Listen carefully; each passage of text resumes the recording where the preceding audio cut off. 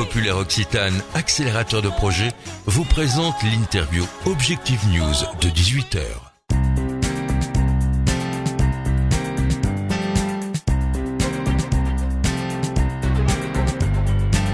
Bonsoir, merci de nous rejoindre sur objectifnews.tv pour l'interview de 18h. Aujourd'hui en compagnie de Samuel Bourry. Bonjour. Bonjour. Vous êtes cofondateur de YouBlim, une jeune entreprise spécialisée dans le tag 3D, le BLIM. Quelles sont ses spécificités? C'est une technologie innovante. Quelles sont ses particularités? Alors en fait, le BLIM est une nouvelle génération de code visuel qui mixe reconnaissance d'image et technique de codage. Donc on peut le mettre sur des produits grand public et le scanner avec son smartphone de manière très simple, sans avoir besoin de viser.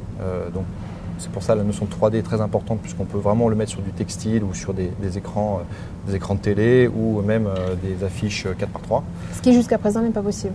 Le QR code, les lecteurs s'améliorent. Le problème, c'est qu'il faut toujours être de face, pas trop loin, et la qualité des lecteurs est vraiment disparate, comme le montre l'étude qui va être publiée fin janvier par nos équipes. Le BLIM, vraiment, ce qui est important de ce qu'on fait, c'est que la facilité de lecture, elle est non seulement technique, mais aussi visuelle. C'est que les gens comprennent au premier coup d'œil que le BLIM va pouvoir les amener vers une information produit, un coupon de réduction ou bien, par exemple, une promotion pour fidéliser les gens en magasin. C'est-à-dire que visuellement, le BLIM va être associé à l'image du produit, par exemple, ou à l'image du domaine. Tout à fait.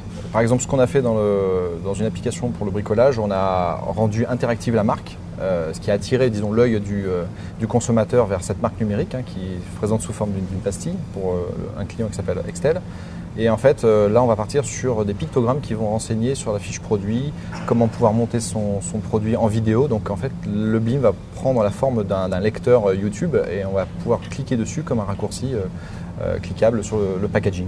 L'objectif de votre entreprise, c'est à la fois non seulement l'information, mais aussi le marketing et la vente de produits sur mobile. Je vois que vous êtes venu avec un flacon de parfum. Est-ce que pour quel type de client et pour quel usage? Alors là, c'est un client qui s'appelle Solève qui fait de la décoration de flacons de parfum pour L'Oréal, Dior. Et en fait, nous avons développé une application pour le salon du Luxpack à Monaco à base d'échantillons en fait, qui ont été rendus blimables. En scannant ce BLIM sur le parfum, les vendeurs ont pu montrer les applications que développait Solève dans tout ce qui est sublimation, mais aussi ont pu renseigner le client sur les nouveautés, à savoir les effets de jour-nuit qu'ils appliquent sur leur flacon. Et en plus, à la fin, ils ont dit, bon, voulez-vous recevoir un échantillon? Il suffisait de rentrer sur l'application mobile, le mail, et les gens recevaient automatiquement un échantillon et le vendeur consolidait sa base de prospects. Voilà. Ce marché du marketing et de la vente par l'intermédiaire du mobile est en expansion? Oui, en fait, Gartner vient de sortir une étude qui montre qu'en 2012, les dépenses pour la publicité mobile étaient de 10 milliards de dollars. Et les projections pour 2016 sont de 25 milliards. Donc, c'est-à-dire que les marques ont compris que la relation client passait par le mobile. Et c'est un nouveau média avec des ressorts qui sont phénoménales, notamment en magasin, puisqu'en magasin, c'est là où on va chercher à avoir de l'information, à se rassurer. Et actuellement, les retailers ou les marchands physiques ne proposent pas encore d'interaction ou de choses nouvelles pour retenir ces gens-là. Donc c'est aussi sur ce marché que vous vous positionnez, c'est ça? Oui, le retail. Le retail est important et en fait on va offrir des outils en direct ou en indirect. C'est-à-dire que YouBlim va pouvoir positionner sa technologie sur des programmes de fidélité avec des partenaires ou éventuellement sur la gestion du point de la caisse pour tout ce qui est facilité de paiement, carte de fidélisation et autres. Vous avez des concurrents?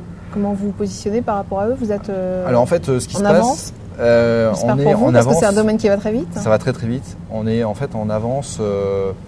On a un concurrent américain qui a pris un peu d'avance, mais qui a une technologie qui est quand même beaucoup moins facile d'utilisation et beaucoup moins universelle. Grâce à la nôtre, on peut générer des millions de milliards de codes, et c'est ce que 2012 nous a permis d'acquérir en termes d'outils technologiques. On a après le parc du QR code qui est en train de se renouveler. On revient d'un séjour à New York où on a vu que le QR code était là mais était considéré comme has-been. Et en fait, la réceptivité de notre technologie est très très forte. Et nous, on apporte tous les outils aux prestataires du QR code pour qu'ils intègrent le BLIM dans leur offre. Donc en fait, on transforme nos pseudo-concurrents en fait quelque part en partenaire. Quels sont vos objectifs en termes, par exemple, de chiffre d'affaires?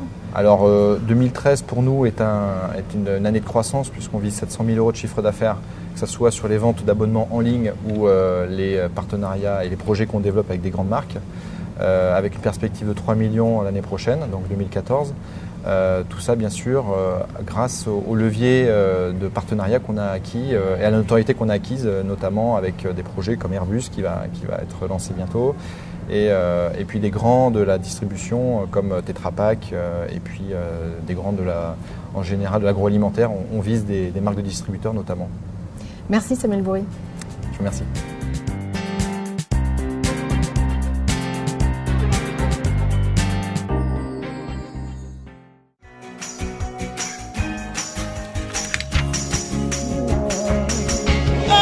Banque Populaire Occitane, accélérateur de projet, vous a présenté l'interview Objectif News de 18h.